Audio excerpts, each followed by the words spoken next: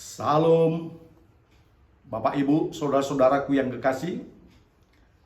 Hari ini kita membahas firman Tuhan dari Kisah Para Rasul pasal 11 ayat 1 sampai dengan 18. Bapak Ibu, saudara-saudara, yang menjadi tema bagi kita di dalam pembahasan teks ini adalah ayat 18. Allah mengaruniakan pertobatan. Bapak Ibu saudara-saudaraku yang kekasih, Allah mengaruniakan pertobatan kepada semua bangsa tanpa terkecuali.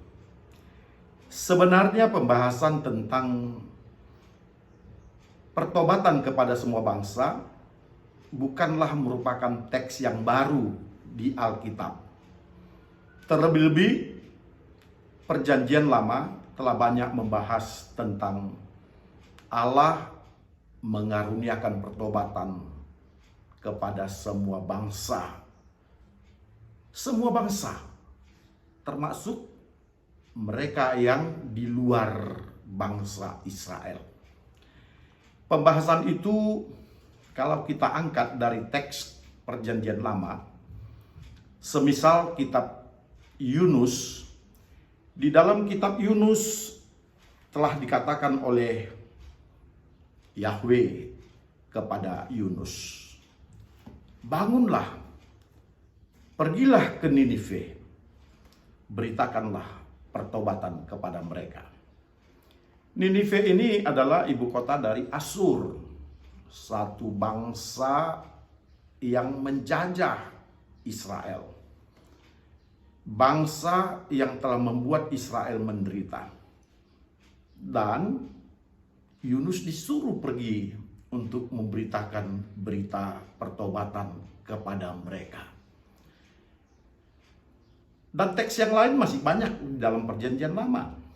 Bagaimana Allah sangat peduli kepada bangsa-bangsa di luar Israel.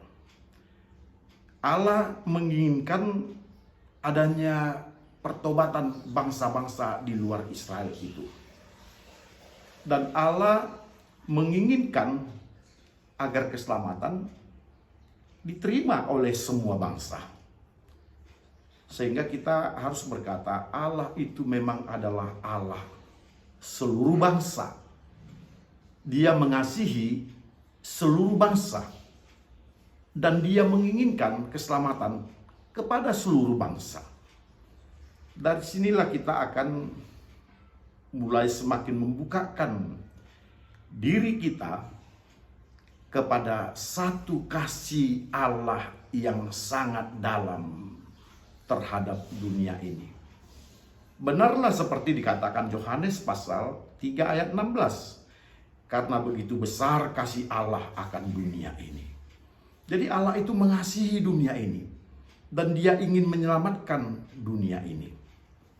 Di dalam teks Kisah Para Rasul pasal 11 ini diceritakan tentang Petrus pergi ke rumah seorang perwira yang bernama Kornelius.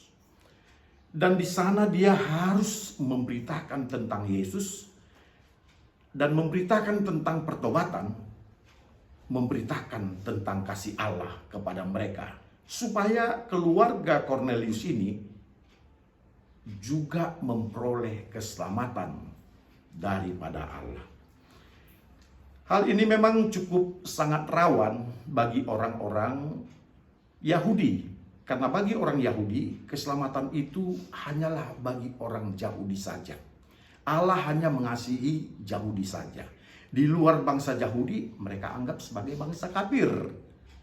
Tentu saja hal ini merupakan satu hal yang dipegang oleh bangsa-bangsa Yahudi sehingga mereka agak kesulitan bergaul dengan orang-orang di luar Yahudi. Semisal mereka tidak mau bertemu dengan orang-orang Samaria. Bahkan ketika Yesus bertemu dengan perempuan Samaria, mereka sangat menyesali situasi itu. Bahkan ketika Yesus menolong orang-orang Samaria, termasuk juga orang-orang yang sakit. Dari antara 10 orang kusta itu, ada 1 orang Samaria, dan Yesus juga mengasihi dia, menyelamatkan dia. Dari sini sebenarnya kita berangkat kepada kasih Allah yang besar kepada semua bangsa dilakukan oleh Yesus.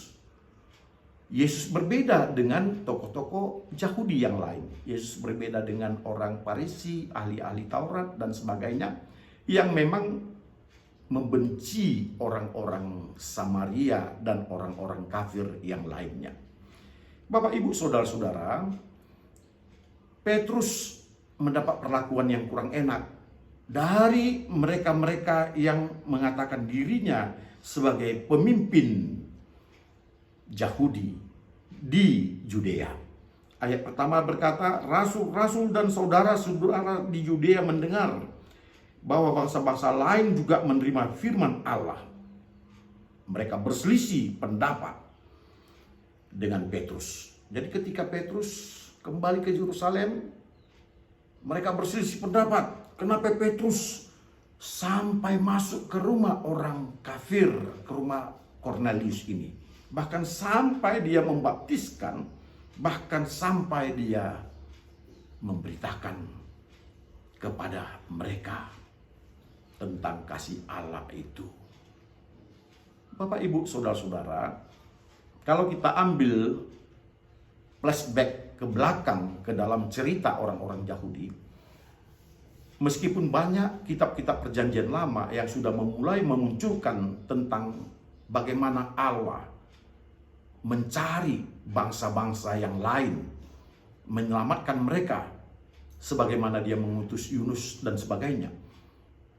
Sebenarnya Yahudi ini semakin membalutkan dirinya hanya mengasihi Yahudi saja, itu ketika mereka mulai dari pembuangan di Babel. Kemudian mereka berkembang di bawah daripada Esra untuk mempunyai suatu pemahaman Judaisme yang sangat tinggi. Di mana ketika itu bagi mereka Allah itu Allahnya Israel, yang mengasihi Israel, dan mereka harus betul-betul menjadi suatu bangsa Allah dengan identitas dirinya yang kental dengan adat istiadat Yahudinya sebagai orang Yahudi. Nah, sejak itu memang mereka terus-menerus membentengi dirinya dari orang-orang kafir, bahkan mencegah anak dan keturunan mereka untuk kawin campur dengan perempuan-perempuan asing. Dan akhirnya sangat kentallah bagi mereka Judais mereka, dan mereka sangat kokoh membentengi dirinya, tidak bergaul dengan bangsa-bangsa yang lain, terlebih-lebih di dalam istiadat dan agama.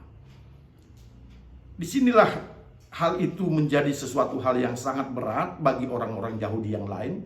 Ketika Petrus masuk ke rumah Kornelius, Petrus sebagai orang Yahudi masuk ke rumah orang yang kafir, Kornelius ini. Bagi mereka, mengapa Petrus sampai ke sana?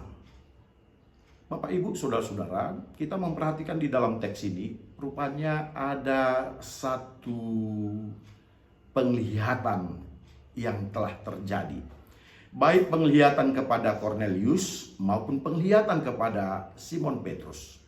Kepada Kornelius dilihatkan bahwa ada seorang yang bersosok putih datang kepadanya untuk memanggil Simon Petrus. Dan ketika itu di ayat pasal 10:32 dikatakan, suruhlah orang ke Yope untuk menjemput Simon yang disebut Petrus. Ia sedang menumpang di rumah Simon, seorang penyamak kulit yang tinggal di tepi laut. Nah, ketika itu Kornelius mendapatkan penglihatan oleh karena dia juga merupakan seorang yang suka untuk berdoa dan bersedekah. Dan di dalam teks itu dikatakan Allah mendengarkan doa Kornelius. Dan dia sendiri yang meminta supaya dijemput Simon Petrus itu dari rumah seorang Simon penyamak kulit. Itu Kornelius. Itu penglihatan Kornelius. Yang kedua, Petrus juga mendapatkan penglihatan. Di mana ketika dia ada di kota Yope, tiba-tiba rohnya diliputi kuasa ilahi dan dia melihat suatu penglihatan. Kita bisa baca itu di dalam ayat 5, ayat 6, ayat 7, ayat 8, ayat 9. Dan penglihatan itu sampai 3 kali. Di mana ketika itu, di dalam penglihatan itu ada binatang-binatang yang haram. Dan Petrus disuruh untuk menyembelih dan memakannya. Berulang kali Petrus berkata, "Tidak Tuhan, tidak. Sebab belum pernah sesuatu yang haram dan yang tidak tahir masuk ke dalam mulutku." Petrus menolak, dan itu sampai 3 kali. Tetapi kemudian di sanalah dia memahami makna dari penglihatan itu. Bahwa sesungguhnya dia diminta untuk pergi ke rumah Kornelius. Kornelius seorang yang kafir, tetapi untuk berita firman Tuhan, semua orang harus menerimanya, termasuk orang kafir. Bapak, Ibu, saudara-saudara yang kekasih, penglihatan ini datangnya dari Allah. Dan itu menunjukkan suatu istilah bahwa bagi Allah, berita keselamatan itu harus sampai ke ujung bumi, sampai kepada semua manusia. Perkataan ini sebenarnya berulang kali dikatakan di dalam kitab Injil Sinoptis. Misalnya seperti Matius pasal 28, Markus pasal 16, Lukas pasal 24, dan sebagainya. Bercerita bahwa Injil itu harus sampai ke seluruh dunia. Menjangkau semua orang, termasuk mereka yang bukan Yahudi. Atau istilah kerennya, termasuk mereka yang kafir. Bapak, Ibu, saudara-saudara, kalau memang Allah telah memperlihatkan bagaimana Dia mengasihi orang-orang di luar Yahudi, mengasihi semua bangsa, dan Dia ingin berita itu sampai kepada semua bangsa, maka kita harus memahami bahwa semua bangsa ini menjadi target keselamatan Allah. Tidak ada satupun dari bangsa-bangsa yang diabaikan oleh Allah. Semua bangsa dapat diselamatkan. Dan keselamatan itulah yang dikatakan di dalam tema kita tadi menjadi tema yang sangat luar biasa. Allah mengaruniakan pertobatan. Kalau kita sambung lagi, Allah mengaruniakan pertobatan kepada semua bangsa. Bapak, Ibu, saudara-saudara, kalau Allah sedemikian sangat peduli kepada semua bangsa, maka kita sebagai orang-orang percaya juga harus membukakan diri supaya kita boleh pergi kepada semua bangsa yang belum mengenal Allah, dan kita boleh menyampaikan berita keselamatan itu supaya semua bangsa diselamatkan. Jangan ada lagi yang menutup dirinya untuk kelompoknya, untuk orang-orang tertentu, atau untuk suku-suku atau bangsa-bangsa tertentu.